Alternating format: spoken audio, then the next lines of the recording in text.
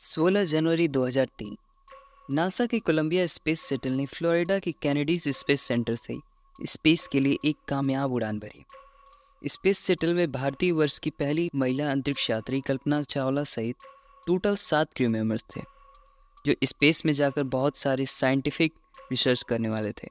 इस मिशन को STS-107 नाम दिया गया था और ये कल्पना चावला का दूसरा स्पेस मिशन था, या माने तो आखिरी। पूरे 15 दिन 22 घंटे 20 मिनट 32 सेकंड तक स्पेस में रहने के बाद 1 फरवरी 2003 को पृथ्वी के वायुमंडल में प्रवेश करते समय कुछ टेक्निकल प्रॉब्लम्स के कारण स्पेस शटल का थर्मल इंसुलेशन सिस्टम पूरी तरह से खत्म हो गया और सभी 7 क्रू मेंबर्स ने अपनी जान गंवा दी। जहां एक और सारे भारतवासी अपने देश की बेटी का बेसब्री से इंतजार कर रहे थे, वहां अचानक से सभी और मातम का मंजर छा गया। तो आखिर उस दिन कोलंबिया स्पेस शटल के साथ क्या हुआ था और उस दर्दनाक घटना से पहले उन्होंने अपने स्पेस मिशन से पहले क्या अचीव किया था।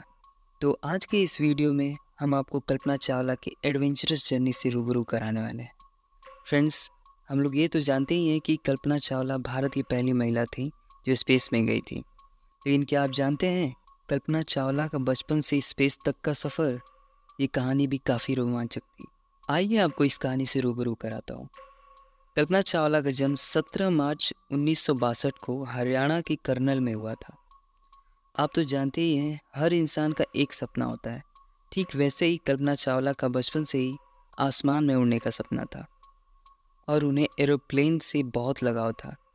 साल 1976 में पंजाब इंजीनियरिंग कॉलेज से एरोनॉटिकल इंजीनियरिंग में बैचलर की डिग्री पूरी करने के बाद 1982 में वो अमेरिका चली गई और वहाँ जाकर उन्होंने यूनिवर्सिटी ऑफ टेक्सास से एरोस्पेस इंजीनियरिंग में मास्टर्स की डिग्री प्राप्त कर ली और यूनिवर्सिटी ऑफ कोलोराडो बोल्डर से साल 1988 में इनके एरोस्पेस इंजीनियरिंग में PhD करने के बाद उन्होंने नासा के साथ काम करना शुरू किया। साल 1991 में उन्हें अमेरिका की नागरिकता प्राप्त हो गई और फिर उन्हें दिसंबर 1994 में उन्हें अंतरिक्ष यात्री के 15वें समूह में शामिल कर लिया गया। कल्पना की काबिलियत देखते हुए नासा ने 1996 में अपने पहले स्पेस मिशन के लिए उन्हें विशेषज्ञ और प्राइम रोबोटिक आर्म ऑपरेटर के रूप में नियुक्त कर लिया। 19 नवंबर 1997 को कोलंबिया स्पेस शटल ने अमेरिका के कैनेडीज स्पेस सेंटर से उड़ान भरी, जिसमें 7 क्रू मेंबर्स सवार थे। उन सातों में एक कल्पना चावला भी थी। इस मिशन को STS-87 नाम दिया गया। इस मिशन के दौरान सातों क्रू मेंबर्स ने स्पेस में 15 दिन और 16 घंटे बिताए और 5 दिसंबर 1997 को ये स्पेस शटल धरती पर सफलतापूर्वक वापस भी आ गया। इसके बाद कल्पना चावला अंतरिक्ष में जाने वाली पहली भारतीय महिला बन गई। सन 2001 में पिछले मिशन को सफलतापूर्वक पूर्ण करने से नासा ने कल्पना चावला की कामयाबी को देखते हुए उन्हें अपने दूसरे स्पेस मिशन के लिए सेलेक्ट कर लिया। इस मिशन को STS-107 नाम दिया गया था और इसमें 7 क्रू मेंबर्स शामिल थे, लेकिन कई प्रकार के टेक्निकल इशू के कारण इस मिशन को 18 बार डिले कर दिया गया। एक बार तो स्पेस शटल के इंजन फ्लोर राइनल में क्रैक भी मिला था, लेकिन इन सभी प्रॉब्लम्स को सॉल्व करने के बाद 16 जनवरी 2003 को आखिरकार कोलंबिया स्पेस शटल ने फ्लोरिडा के कैनेडीज स्पेस सेंटर से अपनी 28वीं और आखिरी उड़ान भरी। अपने मिशन के दौरान पूरे 15 दिन 22 घंटे और 20 मिनट तक स्पेस में रहने के बाद 1 फरवरी 2003 को जब ये शटल धरती के एटमॉस्फेयर की तरफ बढ़ रहा था कि तभी अचानक से स्पेस शटल में सवार क्रू मेंबर्स को एक जोरदार झटका लगता है और फिर उन्हें सांस लेने में प्रॉब्लम होने लगती।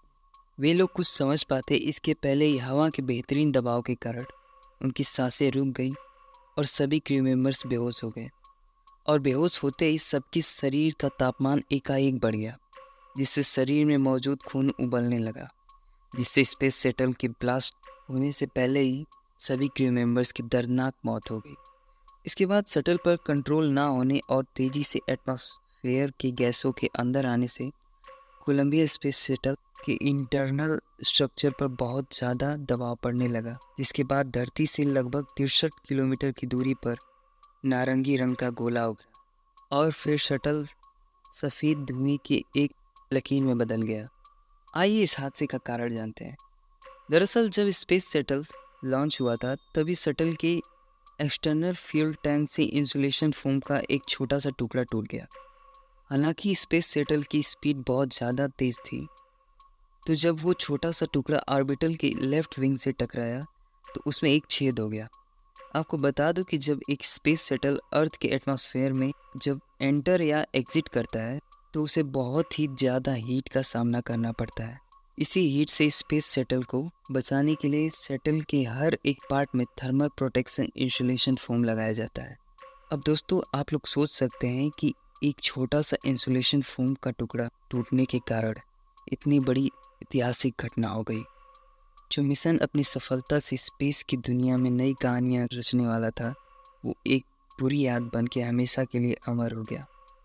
और साथ ही साथ अमर हो गए वो सारे क्रू मेंबर्स जिन्हें उस दिन हमने हमेशा के लिए खो दिया।